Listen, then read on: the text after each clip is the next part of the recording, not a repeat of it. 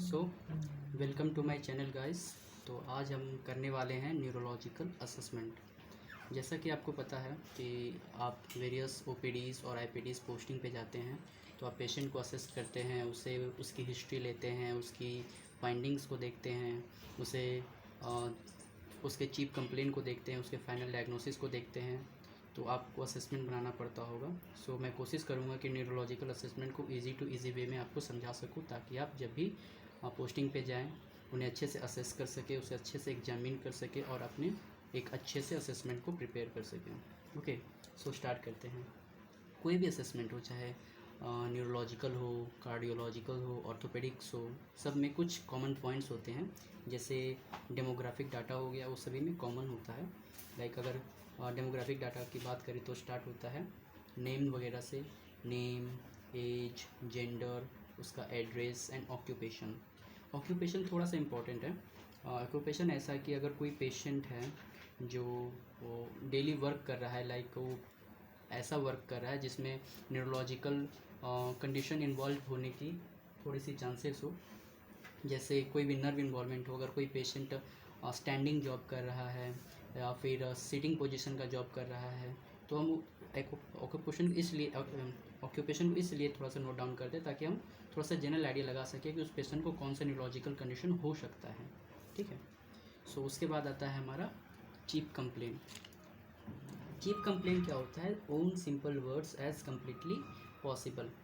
इसमें क्या होता है कि पेशेंट जो भी अपने वर्ड्स में आपको बताएगा कि मुझे ये कंप्लेन हो रहा है, मुझे ये प्रॉब्लम हो रहा है, उस सिंपल वर्ड्स को हम लिखने की कोशिश करेंगे। लाइक अगर पेशेंट ने आपको बोला कि मुझे शोल्डर रीजन में पेन हो रहा है, मुझे सर्वाइकल में पेन हो रहा है, मतलब मेरे कंधे में दर्द हो रहा है, मेरे घुटनों में दर्द हो रहा है, जहाँ भी कोई भी प्रॉब्लम जैसे अपने शब्दों में बता रहा है, उसे उसी शब्दों में लिखने की एज सिंपल एज पॉसिबल कोशिश करेंगे।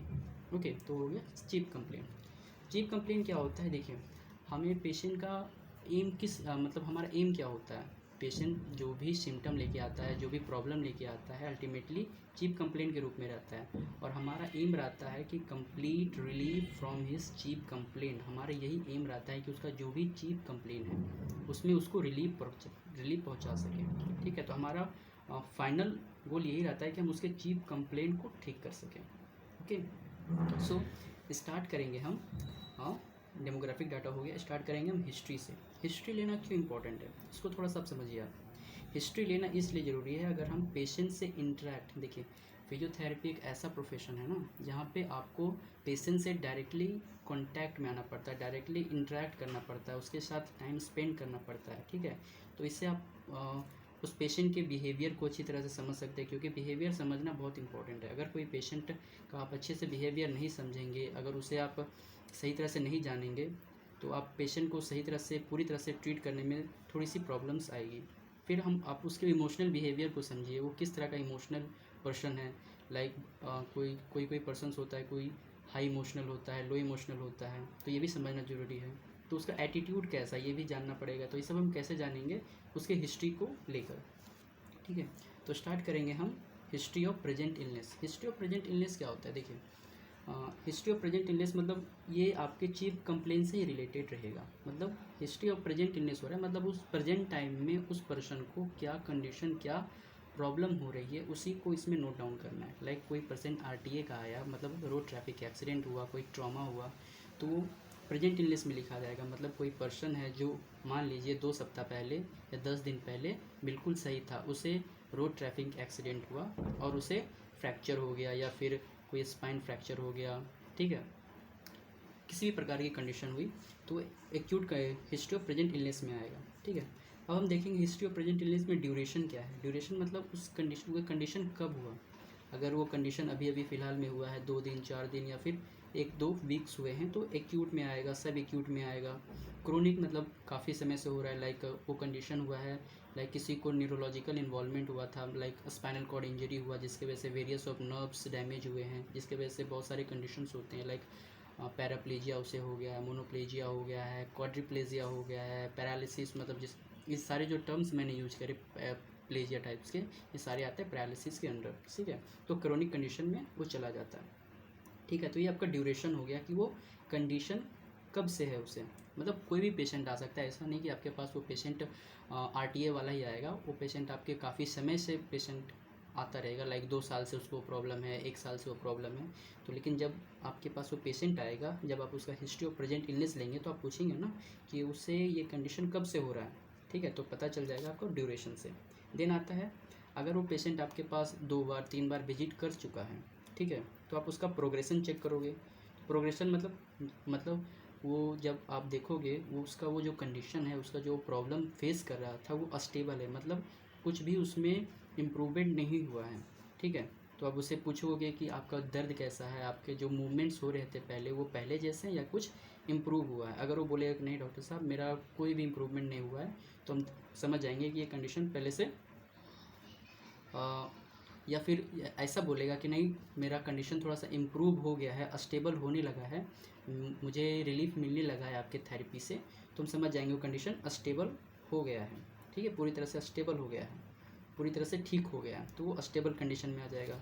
लेकिन एक होता है कंडीशन इम्प्रूविंग, मतलब हल्का हल्का इम्प्रूवमेंट आना स्टार्ट हो गया है उस पेशेंट को मेरी थेरेपी से।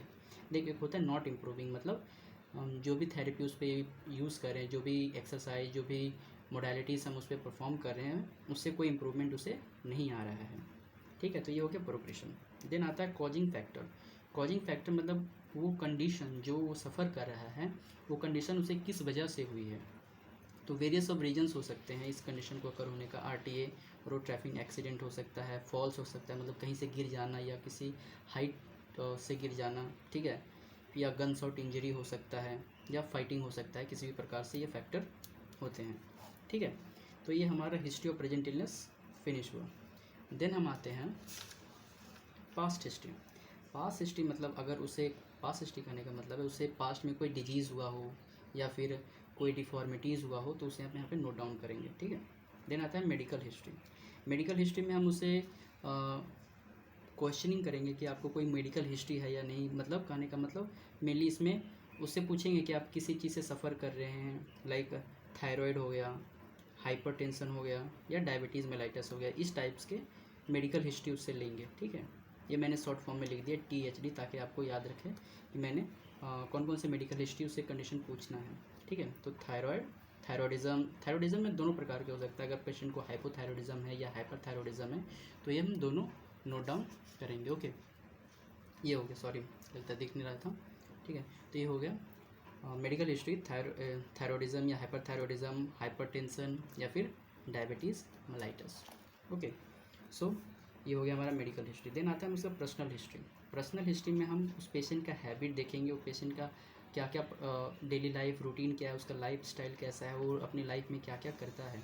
सो ये हम उसका पर्सनल हिस्ट्री में करेंगे, और उससे पूछेंगे आप स्मोकिंग करते हो या नहीं करते हो, अल्कोहल कंज्यूम करते हो या नहीं करते हो, क्योंकि ये जो स्मोकिंग और अल्कोहलिज्म कंज्यूम करने का जो पैटर्न है ना, या फिर बोले तो इससे हमारा जो ट्रीटमेंट है, हमारा जो मैनेजमेंट प्लान है, उसको इफ़ेक्ट करता है। इसलिए हमें जानना ज़रूरी है कि वो पर्सन इस टाइप्स के लाइफ स्टाइल में है या नहीं है, ठीक है। तो ये हमारा पर्सनल हिस्ट्री हो गया।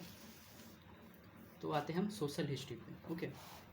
सोशल हिस्ट्री में हम देखेंगे उसका फैमिली इन्वायरमेंट कैसा है, ठीक है।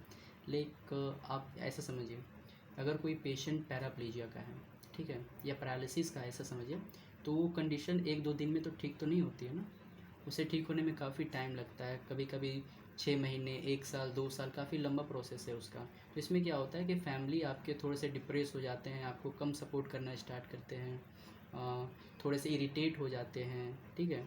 तो ऐसे में आप जानना जरूरी है कि आपका फैमिली इन्वायरमेंट, फैमिली मतलब सपोर्ट कैसा है, तो फैमिली का रिएक्शन कैसा है, जानना जरूरी है। फिर देखेंगे आपका इकोनॉमिक कैसा है, मतलब आपका फाइनेंशियल स्टेटस कैसा है, ठीक है। आप इस जो भी थेरेपीज़ चल रही हैं, जो भी डाइट प्लान्स चल रहे हैं, आप उसको अफोर्ड कर पा रहे हैं या नहीं कर पा रहे हैं, क्योंकि उसी के अकॉर्डिंग हमारा प्लान सेट होता है, हमारा ट्रीटमेंट प्लान सेट होता है कि हम उसे क्या क्या सजेस्ट कर सकते हैं, ओके।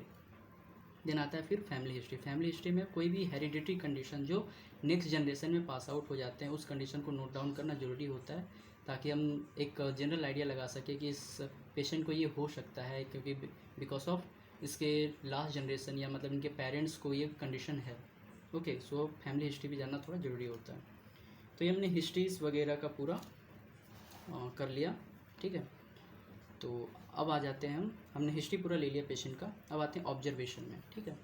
यहाँ से तो देखिए जितने भी हिस्ट्रीज होते हैं ना, वो मोस्ट ऑफ द असेसमेंट में, चाहे ऑर्थो, कार्डियो, न्यूरो हो, थोड़ा थोड़ा सेम ही रहता है। हाँ, थोड़ा सा डिफरेंस हो सकता है, तो मोस्ट ऑफ द केसेस में सेम ही होता है। तो स्टार्टिंग मेन जो असेसमेंट होता है ना, एक लॉजिकल पॉइंट ऑफ व्यू लगाना, अपने अंडरस्टैंडिंग, खुद का स्किल डेवलप करना, वो यहाँ से स्टार्ट होता है ऑब्जर्वेशन से। ऑब्जर्वेशन कहने का मतलब ये हुआ कि आप जब ओपीडी में जाते हो या आईपीडी में आपकी पोस्टिंग लगती है, ओपीडी मतलब कहने का मतलब आपका जो फिजियोथेरेपी डिपार्टमेंट में है उसमें जो पेशेंट आएंगे वो हो गया ओपीडी।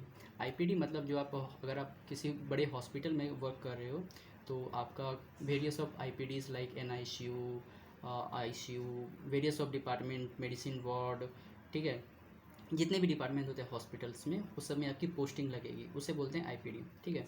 तो आईपीडी में जब आप जाओगे तो आप उस पेशेंट को, या ओपीडी में कोई पेशेंट आता है, पेशेंट को आपको ऑब्जर्व सबसे पहले करना होगा। ऑब्जर्व करने का मतलब उसे देख के एक आइडिया, जनरल आइडिया लगाना होगा कि उस पेशेंट में क्या क्या कंडीशंस हैं, मतलब उसमें हम क्या क्या देख के पता लगा सकते हैं। सो स्टार्ट करेंगे हम पोस्चर से। अगर कोई भी पेशेंट आपके पास आता है तो उसका पोस्चर देखोगे, उस पेशेंट का पोस्चर कैसा है, लाइक काइफोसिस है, लॉर्डोसिस है, दिस टाइप्स ऑफ कंडीशन, उसको पोस्चर कैसा है, ठीक है। फिर आप उसका, अगर आप आईपीडी में पोस्टिंग लगते हो तो आप भी उसका भी पोस्चर देख सकते हो, क्योंकि वो उस एक पॉइंट ऑफ व्यू रहता है कि अगर आईपीडी में पेशेंट, अगर न्यूरोलॉजिकल का पेशेंट हम देख रहे हैं, न्यूरो का पेशेंट देख रहे हैं, तो सफ़र कर सकता है, 2 लेवल से सफ़र कर सकता है, या फिर वो अनकॉन्शियस हो या कॉन्शियस हो। अनकॉन्शियस पेशेंट में थोड़ा सा डिफ़िकल्टी होती है उसके पोस्चर को फाइंड आउट करने में, बट अगर आप ओपीडी में अपने फिजियोथेरेपी ओपीडी में देख रहे हो तो ऐसा इसमें कोई दिक्कत नहीं होता पोस्चर को पता करने में। फिर देखें हम गेट देखेंगे, अगर पेशेंट आपके पास चल के आ रहा है तो जस्ट आप दूर से ही ऑब्जर्व कर सकते हो उस पेशेंट का गेट कैसा है, ठीक है। देन आता है पोजीशन। अगर पेशेंट का आपको पोजीशन देखना है, ठीक है, स्टैंडिंग पोजीशन कर पा रहा है या नहीं कर पा रहा है, सिटिंग पोजीशन सही से हो पा रहा है या नहीं हो पा रहा है, ठीक है, ये पोजीशन आप चेक करेंगे। अगर आप आईपीडी में जाते हैं तो वहाँ भी आपको पोजीशन देखना है कि पेशेंट किस पोजीशन में है, सुपाइन में है, प्रोन में है, साइड लाइन में है, ठीक है। तो ये पोजीशन आपको देखना है, ऑब्जर्व करना है मतलब, ठीक है। देन आता है आपको उस पेशेंट पे आपको क्या ऑब्जर्व करना है, साइकोलॉजिकल फीचर्स ऑब्जर्व करना है, ऑब्जर्व करना है, ठीक है। जैसे इमोशनल लाइबिलिटी, मतलब कहने का मतलब पेशेंट इमोशनली कैसा है, बहुत चिड़चिड़ापन दिखा रहा है। अगर न्यूरो के पेशेंट में आप देखते हो, जब एनआईसीयू में आपकी पोस्टिंग लगेगी तो आप पेशेंट, कई तरह के आपको पेशेंट देखने को मिलेंगे, बहुत ऐसे ऐसे पेशेंट देखने को मिलेंगे जो बहुत ज़्यादा चिड़चिड़े होंगे, ऐसे ऐसे साउंड, मतलब इनकन्वेंसिव साउंड मतलब निकालेंगे, ठीक है, चिल्लाएंगे, क्योंकि उनका मेंटली अनस्टेबल होते हैं ना। बिकॉज आप न्यूरो के पेशेंट देख रहे हो तो अगर उस पेशेंट को किसी प्रकार का न्यूरोलॉजिकल डैमेज हुआ है या ब्रेन डैमेज हुआ है, ब्रेन इंजरी हुआ है, तो सिम्टम्स उसी तरह से शो होते हैं, ठीक है। तो उसका देखोगे आप, क्या साइकोलॉजिकल फीचर देखोगे, या क्या वो पेशेंट डिप्रेशन में है, किसी भी प्रकार से आप उसका साइकोलॉजिकल ऑब्जर्वेशन करोगे। देन अगर आप आईपीडी में आपकी पोस्टिंग लगती है तो बहुत सारे उसके ट्यूब्स लगे होते हैं, कैथेटर्स लगे होते हैं हाथों में, ठीक है, सलाइन चढ़ रहे होते हैं, तो उसे आपको ऑब्जर्व करना है। आपको देखना है कि किस हाथ में कहाँ पे उससे ट्यूब्स लगे हुए हैं, कौन से कैथेटर्स लगे हुए हैं, ठीक है। अगर उस पेशेंट को कास्ट लगे हुए हैं, मतलब प्लास्टर वगैरह लगा हुआ है, तो वो भी देखना है। अगर कोई बैंडेजेस लगे हुए हैं उस पेशेंट को तो वो भी ऑब्जर्व करना है, किस हाथ में लगा है, किस पैर में लगा है बैंडेजेस, वो भी आपको नोट डाउन करना है, ओके। सो फिर आपको देखना है स्वेलिंग है या नहीं है उस पेशेंट को, ठीक है। स्वेलिंग आपको देख के पता चल जाएगा कि आपको उसका पैर फूला हुआ है, हाथ फूला हुआ है। मेनली देखो स्वेलिंग क्या होता है ना, कि वो डिस्टल पार्ट में ट्रैवल करता है, ठीक है। और स्वेलिंग की वजह से होता है, लैक ऑफ मोबिलिटी की वजह से हो सकता है स्वेलिंग, ठीक है। मान लीजिए आप कोई पेशेंट आपका बेड रिटर्न है काफ़ी टाइम से, ठीक है, तो लैक ऑफ मोबिलिटी हो रहा है, उसका मूवमेंट नहीं हो रहा है, तो स्वेलिंग ऑब्वियसली वहाँ पे आ ही जाता है। देन आता है एक RSD, रिफ्लेक्स सिंपैथेटिक सिंड्रोम, ठीक है, ये उसमें आता है, ठीक है।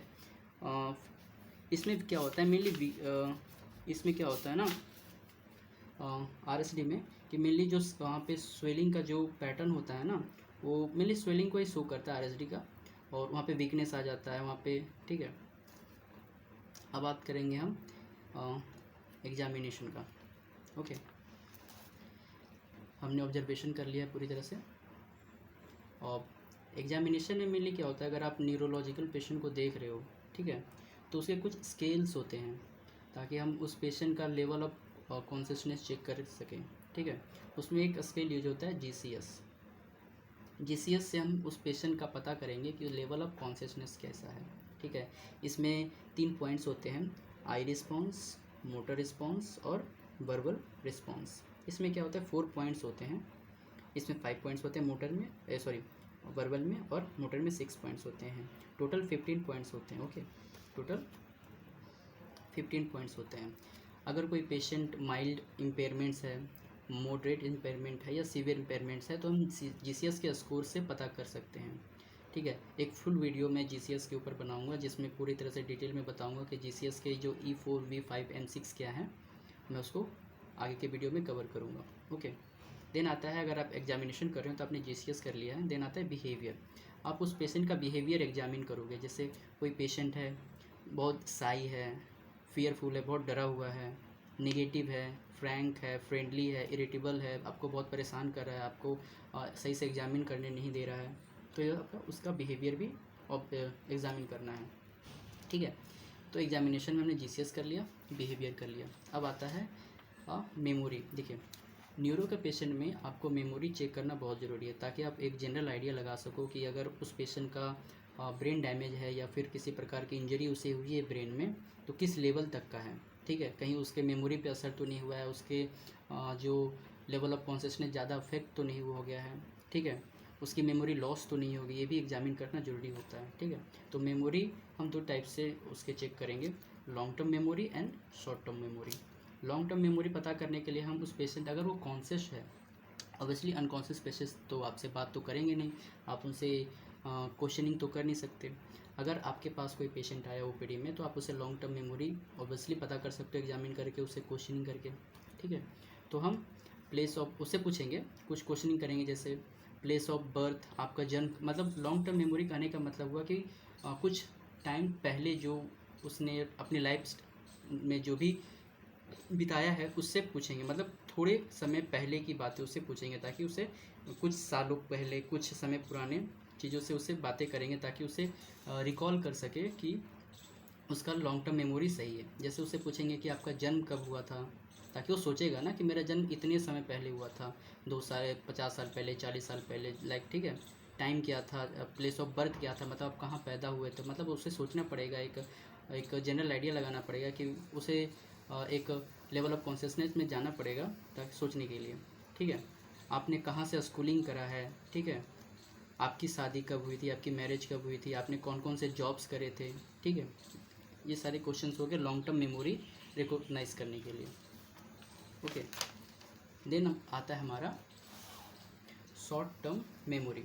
शॉर्ट टर्म मेमोरी में आपसे क्वेश्चंस करेंगे छोटी छोटी, मतलब जो रिसेंट में हुई है, ठीक है। जैसे आप उससे पूछेंगे कि रिसेंट मील आपने मतलब क्या खाया था, ठीक है, सुबह नाश्ते क्या करा था आपने, 2 घंटे पहले क्या खाया था, दोपहर में आपको लंच में क्या मिला था, आपके साथ टाइम, मतलब आपके साथ कौन आया था, जब आप पेशेंट आप एडमिट हुए थे तो आपके साथ कौन आया था, आपके फैमिली रिलेटिव कौन कौन साथ में हैं, आपके उनके नाम पूछने हैं। लाइक अगर आपके साथ आपके पेरेंट्स आए हैं तो उनके नाम पूछेंगे, आपके ये कौन है, इनका नाम क्या है, आप उसे उनका फ़ोन नंबर पूछ सकते हो, ठीक है। आप उनसे पूछ सकते हो कि 15 मिनट पहले कहाँ थे, 15 मिनट पहले क्या कर रहे थे, 30 मिनट पहले आप क्या कर रहे थे, ठीक है। ये हो गया शॉर्ट टर्म मेमोरी पता करने का, कहीं उनका ये इन्वॉल्वमेंट हुआ है या नहीं हुआ है। ओके, ये तो हो गया हमारा मेमोरी। देन आता है इंटेलिजेंट कैपेसिटी, भी हमें उन्हें चेक करना होगा, कहीं उनका सोचने की जो शक्ति है ये कहीं इंटैक्ट हुई है कि नहीं, ठीक है। तो इंटेलिजेंट कैपेसिटी में हम उनको सिंपल कैलकुलेशन देंगे, एडिशन, सब्ट्रैक्शन, छोटे छोटे कैलकुलेशन देंगे ताकि वो कैलकुलेट कर सके, उनकी कैलकुलेशन कैपेबिलिटी कहीं डैमेज तो नहीं हुई है, ठीक है। उनकी कम्युनिकेशन स्किल चेक करेंगे, ठीक है। उनसे कुछ कॉइन्स दे देंगे ताकि वो काउंट कर सके, ताकि वो पता कर सके कि हम ये जानने की कोशिश करेंगे उनकी इंटेलिजेंस कैपेसिटी, उनकी IQ किस लेवल पे है, ठीक है।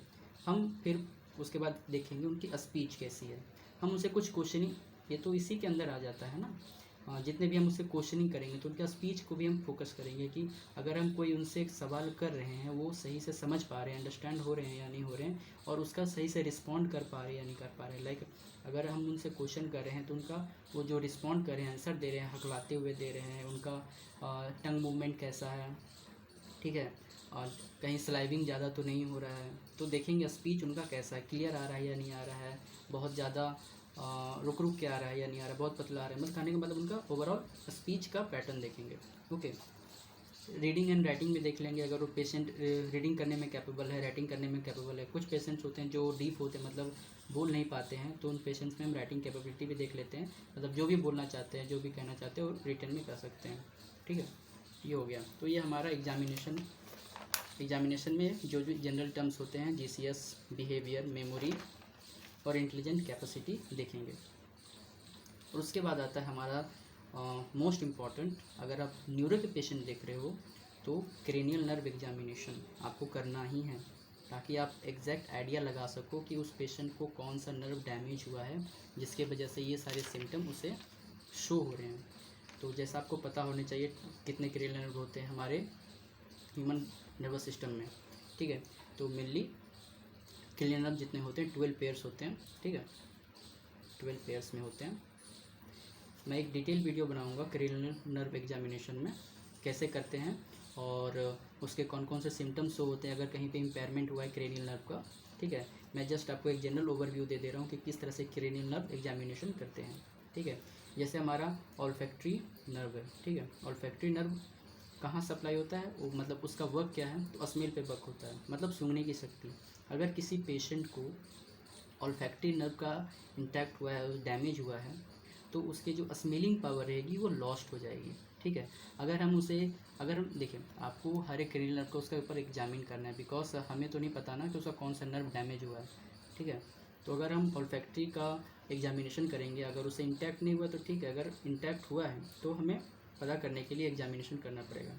तो इसके लिए क्या करेंगे, हम उनके ईच नॉस्ट्रिल, एक नॉस्ट्रिल मतलब एक नॉस्ट्रिल को क्लोज करेंगे, एक नॉस्ट्रिल को खुला रखेंगे, और उसके पास कुछ ऐसे सब्सटेंस लेके जाएंगे जो खुला हुआ नॉस्ट्रिल है, ताकि वो स्मेल कर सके, सूंघ सके, ठीक है। अगर उनके सूंघने की कैपेसिटी, उनकी स्मेल करने की कैपेसिटी है तो मतलब इट्स ऑल राइट, उनका ऑल्फैक्टरी नर्व डैमेज नहीं हुआ है। अगर थोड़ा सा इम्प्रूवमेंट, मतलब थोड़ा सा मॉडरेट है, मतलब कम उन्हें स्मेल हो रहा है या बिल्कुल नहीं हो रहा है, तो ये कंडीशन मॉडरेट या सीवियर हो सकता है, ठीक है। तो इसके लिए हम कोई भी स्ट्रॉन्ग कंपोनेंट नहीं लेते हैं। लाइक अगर आपको किसी का ऑल्फैक्टरी चेक करना है तो आप उस पर डायरेक्ट परफ्यूम नहीं लेके जा सकते हो, ठीक है, क्योंकि परफ्यूम बहुत ज़्यादा स्ट्रॉन्ग कंपोनेंट है।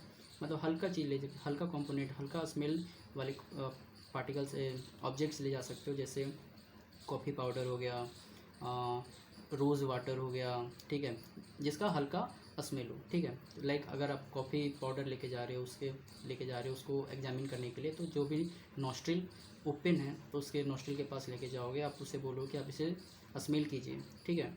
अगर वो उसे स्मेल कर पा रहा है तो वेल एंड गुड, अगर नहीं कर पा रहा है तो इट्स इंटैक्ट, ओके। फिर एक टर्म आता है एनोस्मिया। एनोस्मिया क्या है, inability to smell called anosmia. अगर कोई पर्सन स्मेल नहीं कर पा रहा है तो उस कंडीशन को एनोस्मिया कहते हैं, इट्स कॉल्ड एनोस्मिया। एनोस्मिया देखिए, ये जो टर्म है एनोस्मिया काफ़ी बार एमसीक्यूज में आते हैं एग्जाम में, सो आप इसे लर्न कर लेना, ओके। सो एक एग्जांपल मैंने बताया ऑल्फैक्टरी, दूसरा एग्जांपल है ऑप्टिक। ऑप्टिक मतलब आपको पता चल रहा है वर्ड से, ऑप्टिक मतलब ये आई से रिलेटेड है, ठीक है। तो ये जो सेकेंड क्रेनियल नर्व है वो ऑप्टिक नर्व जो है वो डायरेक्ट सप्लाई करता है कहाँ पे, हमारे आँखों में, आइज़ में, ठीक है। अगर किसी का क्रेनियल नर्व मतलब ऑप्टिक नर्व इंटैक्ट हुआ है, डैमेज हुआ है, तो उसकी विजुअल एक्यूटी पे इफेक्ट आएगा। अगर डैमेज हुआ है तो उसका हो सकता है उसकी विज़न लॉस हो सकता है, या फिर विज़न देखने की कैपेसिटी कम हो सकती है। उसको चेक करने के लिए हम दो टाइप से चेक करते हैं, डिस्टेंस एंड नियर। डिस्टेंस मतलब दूर के विजन को चेक करते हैं। इसमें हम देखिए इस प्रकार से समझिए, डिस्टेंस को चेक करने के लिए मान लीजिए आपको कोई भी ऑब्जेक्ट, जैसे आप कोई भी आई डॉक्टर के पास जाते हो तो एक चार्ट बोर्ड होता है ना जिसमें नंबर्स लिखे होते हैं, फिर आपको चश्मा पहनाता है, एक चश्मे में क्या होता है कि एक आँख को आपको क्लोज करवा देता है, एक ग्लास लगाकर दूसरा आँख खुला रहता है। वही वाला पैटर्न, वही वाला सेम रूल यहाँ पे फॉलो होता है। 20 मीटर की दूरी पे या 6 फीट की दूरी पे कुछ ऑब्जेक्ट्स रखे होते हैं जिसमें कुछ लिखा होता है, उसको आपको देखना है, ठीक है, और पढ़ना है, उसी के अकॉर्डिंग इसे जज किया जाता है। नियर भी वही है कि कुछ नियर में कुछ ऑब्जेक्ट्स रखे होते हैं, कुछ पैराग्राफ्स रखे होते हैं, कुछ पिक्चर्स रखे होते हैं, उसे आपको ऑब्जेक्टिफाई करना है, ठीक है। इस पर हम एक डिटेल वीडियो बनाऊंगा जिसमें सारे ऑप्टिक ऑल्फैक्टिक जितने भी क्रेनियल नर्व्स एग्जामिनेशन है उस पर डिटेल में बात करेंगे, ठीक है। तो एग्जामिनेशन में हमने क्रेनियल नर्व्स देख लिया। अब आते हैं सेंसरी एग्जामिनेशन में। ओके, सेंसरी एग्जामिनेशन करना बहुत ज़रूरी है ताकि हम उस न्यूरो के पेशेंट को समझ सके कि उसका इन्वॉल्वमेंट कैसा है, उसका रिफ्लेक्सेस कैसे हैं, उसके सेंसरी ऑर्गन्स कैसे काम कर रहे हैं, ठीक है। तो सेंसरी एग्जामिनेशन करने का 3 तरीका होता है, सुपरफिशियल, डीप और कॉर्टिकल, ठीक है। अगर किसी पेशेंट को आपको सुपरफिशियल एग्जामिनेशन करना है तो उसको आप कैसे करोगे, फाइन टच से, क्रूड टच, पिन प्रिक या थर्मल। फाइन टच देखिए सिंपल वर्ड है, आपको एक कॉटन लेना है और उस पेशेंट के स्किन के ऊपर उसको सेंसेशन करके पता करना है कि उसे ये सेंसेशन फील हो रहा है या नहीं फील हो रहा है टच करके, ठीक है। ये फाइन टच में आ जाता है। क्रूड टच में क्या करना है, आपको थोड़ा सा अपने प्रेशर अप्लाई करना है, लाइक अपने उंगलियों से उसे टच करना है, कहीं पे थोड़ा सा प्रेशर अप्लाई करना है ताकि उसे पता चल सके कि उसे कहीं सेंसेशन फील हो रहा है या नहीं हो रहा है, ठीक है। पिन प्रिक में होता है कोई एक शार्प ऑब्जेक्ट लेना है, बहुत ज़्यादा शार्प नहीं, लाइक कोई पेन लेना है, पेन का जो शार्प ऑब्जेक्ट है वो लेना है, कोई हल्का सा नीडल लेना है जो बहुत ज़्यादा शार्प ना हो ताकि उसे डैमेज ना हो सके, नहीं, ठीक है। उस पिन ऑब्जेक्ट को लेना है और उसे पेशेंट पे अप्लाई करना है, उसे थोड़ा सा हल्का प्रेशर देना है ताकि उस पिन सेंसेशन को फील कर सके। अगर वो फील करता है देन वेल एंड गुड, अगर नहीं कर पा रहा है उस सेंसेशन को देन देर में भी इन्वॉल्व हुआ है उसका सुपरफिशियल सेंसेशन, ठीक है। देन आता है थर्मल। थर्मल में आता है आप उसको हॉट एंड कोल्ड वाटर का सेंसेशन दे सकते हो, इससे पता चलेगा कि उसे कौन सा सेंसेशन फील हो रहा है या कौन सा सेंसेशन फील नहीं हो रहा है। ओके, ये हो गया थर्मल का। देन आता है हमने सुपरफिशियल कर लिया, देन आता है डीप। डीप में देखिए, डीप में हम वाइब्रेशन सेंसेशन को यूज करते हैं, ठीक है। वाइब्रेशन सेंसेशन कहने का मतलब वो एक ऑब्जेक्ट होता है, एक इंस्ट्रूमेंट होता है, जैसे यू टाइप का, वाई शेप का इस तरह का इंस्ट्रूमेंट होता है। इसको जब आप थोड़ा सा टच कीजिएगा या फिर थोड़ा सा प्रेशर पे अप्लाई कीजिएगा ना तो ये वाइब्रेट होने लगता है, इस तरह से वाइब्रेट होने लगेगा, ठीक है। इस ऑब्जेक्ट को लेना है और बिग टो, आपका जो अंगूठा है बिग टो, उस पर रखना है इस ऑब्जेक्ट को इस तरह से, ठीक है, रखना है और इस पर थोड़ा सा प्रेशर अप्लाई करना है किसी चीज़ से और ये वाइब्रेट होना स्टार्ट हो जाएगा इस तरह से बिग टो पे। मान लीजिए मेरा बिग टो है, ओके, इस पर इस तरह से रखना है और इसको इस तरह से मारना है, ठीक है, मतलब इस पर थोड़ा सा प्रेशर अप्लाई करना है। तो ये जो इंस्ट्रूमेंट रहेगा ना वो वाइब्रेट होना स्टार्ट हो जाएगा इस तरह से और वाइब्रेशन एनर्जी क्रिएट होगा और इस पर जो हमारा बिग टो है, अंगूठा है, उस पर वाइब्रेट होने से एक वाइब्रेशन एनर्जी जनरेट होगा और अगर उस पेशेंट में इंटैक्ट हुआ है डीप सेंसेशन तो उस पेशेंट को वो sensation feel, vibration energy, vibration sensation feel नहीं होगा। अगर इंटैक्ट नहीं हुआ है तो उसे वो फील होगा, ठीक है। एक टर्म आता है पैलेंस्थीसिया, मतलब वो पेशेंट जिसमें वाइब्रेशन सेंसेशन करने की कैपेबिलिटी नहीं होती है, लॉस ऑफ वाइब्रेशन सेंसेशन होता है, उसे बोलते हैं पैलेंस्थीसिया, ठीक है। देख फिर हमारा आता है cortical sensation. Cortical sensation 2 types के होते हैं, tactile localization and stereognosis. Tactile localization इस तरह से आप समझिए कि कोई भी पेशेंट हो गया, आप पेशेंट को बोलोगे सिटिंग पोजीशन में, आप उसे रिलैक्स पोजीशन में रख दोगे, मतलब बिठा दोगे और उसे बोलोगे अपनी आंखें बंद कर लीजिए और आप उसे कहीं भी बॉडी के किसी भी कुछ पार्ट्स को, लाइक कोई भी पार्ट्स को आप उसे टच करोगे, उसे थोड़ी सी प्रेशर अप्लाई करोगे और उसे बोलोगे कि एग्जैक्ट पॉइंट बताइए कि मैंने आपको कहाँ पे टच करा है, कहाँ पे मैंने आपको पेन स्टिमुलस दिया है हल्का, तो आपको एग्जैक्ट लोकेशन बताना है। अगर वो पेशेंट एग्जैक्ट लोकेशन, लाइक मैंने यहाँ पे टच करा है, यहाँ पे पेन दिया है, तो आपको एग्जैक्ट लोकेशन बता देता है तो वेल एंड गुड, वो पेशेंट नॉर्मल है। अगर कंडीशन देखने को मिलता है माइल्ड, मॉडरेट एंड सीवियर, ठीक है। माइल्ड केसेस में क्या होता है कि पेशेंट जहाँ पे आपने उसे सेंसेशन दिया है, जहाँ पे आपने उसे टच करा है वहाँ पे तो चला जाता है, मान लीजिए आपने उसे शोल्डर में टच करा है, ठीक है, तो आप उसे पूछेगा कि मैंने आपको कहाँ पे पेनफुल स्टिमुलस दिया है या फिर आपको टच करा है, तो बोलेगा कि शोल्डर में करा है। आप बोलोगे एग्जैक्ट लोकेशन बताओ, तो वहाँ पे तो शोल्डर पे तो चला जाएगा, लेकिन एग्जैक्ट जो पॉइंट है आपने जहाँ पे टच करा वो वहाँ पे नहीं पहुँच पाएगा।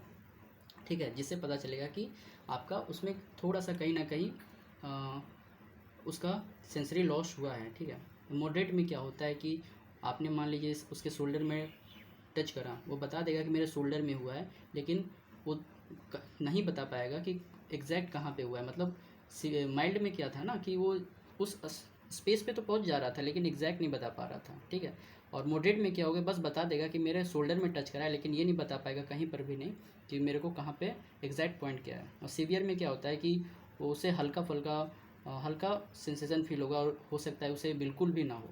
ठीक है, तो हो गया आपका सीवियर। तो आपका टेक्टाइल लोकलाइजेशन समझ में आ गया। मतलब कहने का मतलब हो गया इसका कि आपको सेंसेशन उस पेशेंट का पता करना है, उसे है या नहीं है। देन आता है सेकंड अस्ट्रेगनोसिस। अस्ट्रेगनोसिस में क्या होता है कि with the help of tactile localization you can feel the objects. कहने का मतलब हुआ कि आपको एक ऑब्जेक्ट दिया जाएगा उस पेशेंट को, जब वो सिटिंग पोजीशन में होगा, उसकी आंखें बंद होगी, आप कोई फैमिलियर ऑब्जेक्ट लीजिएगा। ठीक है, जो भी डेली लाइफ में यूज होता है, लाइक कोई भी ऑब्जेक्ट जो आपके डेली लाइफ में यूज करते हो, जैसे आपका की चेन हो गया, पेन हो गया, कोई भी ऑब्जेक्ट हो गया जो भी डेली लाइफ में यूज करते हो, उसे बोलोगे, आप उसके ऑब्जेक्ट को लोगे और उस पेशेंट को जो जिनकी आंखें बंद है उनके बोलोगे हाथ को आगे करने के लिए, और उस ऑब्जेक्ट उनके हाथों में रखोगे और उनसे बोलोगे कि फील करके बताइए कि ये ऑब्जेक्ट कौन सा है। ठीक है, मतलब ऑब्जेक्ट का नाम क्या है ऑब्जेक्ट। ठीक है, डायरेक्टली अगर वो पेशेंट उस ऑब्जेक्ट को बताता है, ओवरऑल बताने की कोशिश करता है, हाँ डॉक्टर साहब ये ऑब्जेक्ट है, इसका ये नाम है, तो देन वेल एंड गुड, उसका cortical sensation sensory examination positive मतलब नेगेटिव है। ओके, मतलब उसका सेंसेशन सही है। अगर वो उस ऑब्जेक्ट को आइडेंटिफाई करने में कैपेबल नहीं है, नहीं बता पा रहा है कि क्या है, इतना भी मतलब हार्ड ऑब्जेक्ट नहीं लेना, मतलब जो उसे पता भी ना हो, एक जनरल ऑब्जेक्ट लेना है जो हम डेली लाइफ में यूज करते हैं। ठीक है, तो अस्ट्रेगनोसिस समझ में आ गया। With the help of tactile localization we feel the object. ठीक है, and identify the object. Okay, तो आपने सेंसरी एग्जामिनेशन देख लिया, superficial, deep and cortical. Okay, then आते हैं हम रिफ्लेक्सेस में। रिफ्लेक्सेस टेस्टिंग करना भी जरूरी है। इसमें देखिए कौन कौन से रिफ्लेक्सेस चेक करते हैं, बहुत सारे रिफ्लेक्सेस होते हैं, बट मैं आपको कुछ